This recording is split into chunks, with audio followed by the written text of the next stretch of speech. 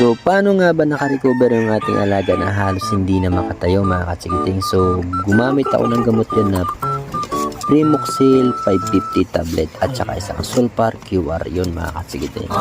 At the same time, gumamit din ako ng tubig na may yelo. Yun ay akin lang napapanood pero dahil sa lagnat na lagnat niya yung binti niya, ay akin na siyang ibinamad sa malamig na tubig para naman kahit paano ay makold doon. At syempre pag may time ako mga katsigiting, tinutulungan ko siya mag-exercise, maglakad-lakad. Hindi ko siya hinahayaan na lagi naka-ub-ub lang sa kulungan. So the meantime, pag may time ako, itong ginagawa ko sa kanya.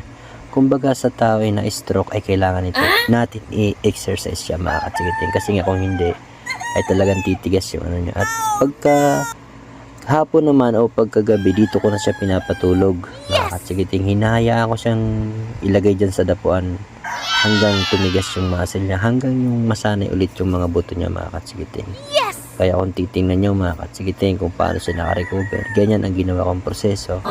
Yan lang ay aking pamaraan o aking nakikita sa aking alaga kung paano ko siya matutulungan. Kasi nakikita ko naman yung improvement sa ginagawa ko. Kaya unti-unti ko siyang dinidevelop na makabalik sa kanyang paglalakad. So yun yung mga katsigiting at nakita nyo naman ang resulta. At ngayon, diba? Yun lang mga katsigiting. At kung kayo may natutunan o nagustuhan nyo yung video ko, maraming salamat.